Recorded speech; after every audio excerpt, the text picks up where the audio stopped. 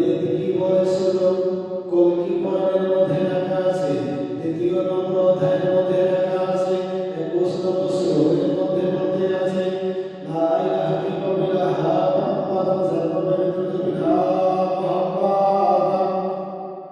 ওম সতরাম ওম শিবাম ওম সুতরাম ওম জগন্নাথ হস্তে তন্তে পূর্ণাঙ্গা ওম জুগে জুগে তয়ন্ত ভোমণ্ডলম চতুর্ভুজমণ্ডলম ওম গুরু মুক্তি ভক্তি পুরম্পজাতম এবং সদ্য সুতা বিকারম বিকারম প্রজাপতি দেবতন্ত্র মহাসম্পদে সুজিত হতারিতা হতারিতা মহাসিদ্ধ আল্লাহ ইসলাম সুষ্কাম প্রণাম ব্রহ্ম আল্লাহ রসুল মুহাম্মদ কামাতুল নিখাত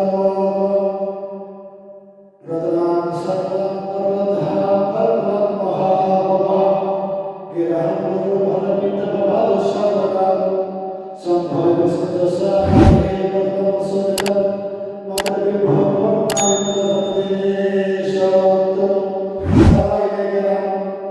বেদ বলে, কল্কি পুরাণ বলতে আছে, মহাভারত বলতে আছে, গীতা বলতে আছে, রামায়ণ বলতে আছে, 22 পুরাণের মধ্যে লেখা আছে, 4 বেদের মধ্যে লেখা আছে, সামবেদের মধ্যে লেখা আছে, ঋগ্বেদের মধ্যে লেখা আছে, যজুর্বেদের মধ্যে লেখা আছে, অথর্ববেদের মধ্যে লেখা আছে, বৈশ্ব জামানার নবী মুস্তাফা যে নবী হবে, যে কল্কি হবে, যে অবতার হবে, ওই অবতারের নাম হবে কল্কি যুগের কল্কি অবতার, যে বিশ্ব জামানার পয়গম্বর নবী মুস্তাফা। জয় বলুন সুবহানাল্লাহ। সবাই দেখলাম যে নবী মুস্তাফা হবে, এবার আসুন এই আলোকে বলে, যে নবী মুস্তাফা দুনিয়ার মধ্যে আগমন হবে, ওই নবী মুস্তাফার পিতার নাম হবে বিষ্ণু দশা। বেদের মধ্যে বলেছে বিষ্ণু হলো ভগবান দশার দাস, যে ব্যক্তি হবে আল্লাহর দাস, যে ব্যক্তি হবে ভগবানের দাস, আর সেই ব্যক্তি হবে আব্দুল্লাহ। বেদ বলে, যে ব্যক্তির নাম, যে মহামানবের মায়ের নাম হবে সুমতি, সুমানে সুন্দর, আর মতি মানে মন, যার মন হবে সুন্দর মন, তার নাম হবে বিবি আমিনা। আজি নজর যে কল্কি হবে, ওই কল্কির দাদার নাম আব্দুল মুত্তালিব হবে, কুরাইশ বংশের সন্তান হবে, কুরাইশ বংশের প্রতিনিধি হবে, কুরাইশ বংশের তিনি একদিন সন্তান হবে। ওই কল্কি অবতার বিশ্ব জামানার পয়গম্বর, তিনি মানে ইসলামের মধ্যে দেখুন, কোরআনের মধ্যেও দেখুন, হাদিসের মধ্যেও দেখুন, ওই আব্দুল মুত্তালিব তিনি মক্কার শহরের সন্তান ছিলেন, তিনি মক্কার শহরের প্রতিনিধি ছিলেন, তিনি মক্কার শহরের বাদশাহ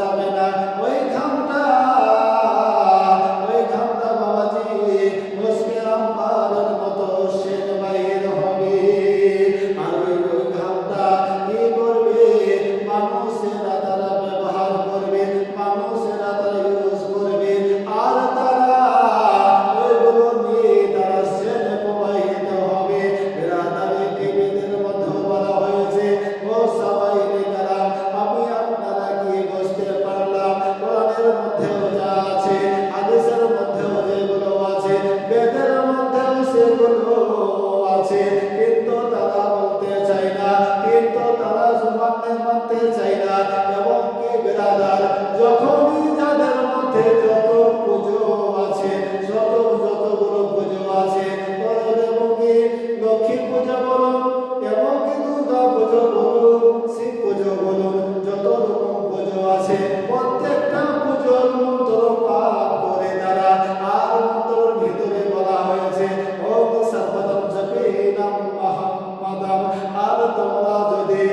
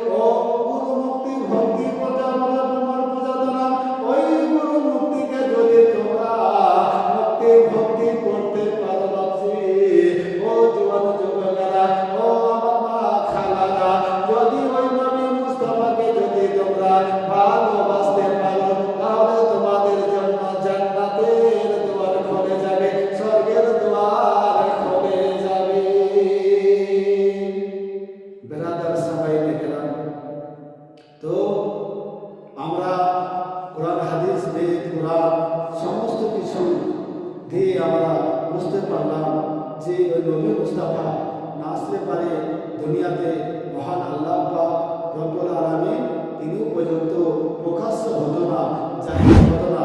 তো সবাই দেখেরা তো কি করুন, আপনাদেরকে বলবো বাবাজি বয়স্ক ও আমার জওয়ান ভাইয়েরা, আপনারা নবীজিকে ভালোবাসুন। এমন ভালোবাসতে হবে যেন নবীর জন্য অন্তর কাঁধে যে নবী মুস্তাফা আমাদের জন্য মদিনাতুল মুনাওয়ারার মধ্যে তিনি মানে কি করতে আসেন, কান্না করতে আসেন। সবাই দেখেরা এ তো মাহে রমজান মাস কিছুদিন মানে আগে পার হয়ে গেল ব্রাদার। এবার আসুন সবাই দেখেরা মাহে রমজানের পরে আমাদের ইবাদতের মধ্যে মগ্ন হয় না, নামাজের দিকে আমরা মগ্ন হতে পারি না, রোজার দিকেও আমরা যে যা পেরেছিলাম করেছিলাম। সবাই দেখেরা রমজান শেষ, ঈদ শেষ, তো আমাদের নামাজও শেষ। ভাবছি এগুলোকে নামাজকে এইরকম ভাবে ফাজলামি ভাবে নামাজ পড়বেন না ব্রাদার। এইরকম নামাজের মধ্যে ঠান্ডা নিয়ে নামাজ পড়বে না সবাই, কিন্তু নামাজ পড়তে হবে, আমাদেরকে ইমান আনতে হবে, সঠিক পথে পথিক হয়ে চলতে হবে সবাই দেখেরা। তো আমি আমার বক্তব্য আর বেশি লম্বা চৌড়া কিন্তু করছি না, করবো না ভাবছি। সবাই দেখেরা আপনারা অনেকক্ষণ সময় ধরে বসে আছেন, আপনাদের সময়ে মূল্য দাম আছে, আরো অনেক বক্তা আছে, আরো অনেক বক্তা সাহেবদেরকে আপনারা নিয়ে এসেছেন। তো তেনাদের জবান থেকে মানে তেনাদের জবান থেকে হাদিসে কোরআনের মুখের বাণী আপনারা শ্রবণ করবেন আর সেগুলো আমল করবেন। এবং কি ইনশাআল্লাহ তাআলা যদি আবার কখনো আসি তাহলে আপনাদের কাছে আরো সুন্দরভাবে হাদিসে কোরআন এবং বেদ কোরআনের ব্যাখ্যা দিয়ে আলোচনা করব। তো ব্রাদার সবাই লিখেরা হায়াত বাকি, তো মোলাকাত বাকি, এইখান থেকে পারলাম ইতি, মনের কথা রয়ে গেল অনেক বাকি। ইসলামের কোনো করবেন না ক্ষতি, বাড়াবে ইমানের জ্যোতি, কইলাম কথা পাইলাম যত, লইতেছি বিদায় আজকের মতো। জিন্দাবাদ জিন্দাবাদ, মুসলমানের রীতিনীতি সকলে মিলে করি বাবু আবাদ। ওয়া আখির দাওয়ানা আলহামদুলিল্লাহি রাব্বিল আলামিন। আসসালামু আলাইকুম।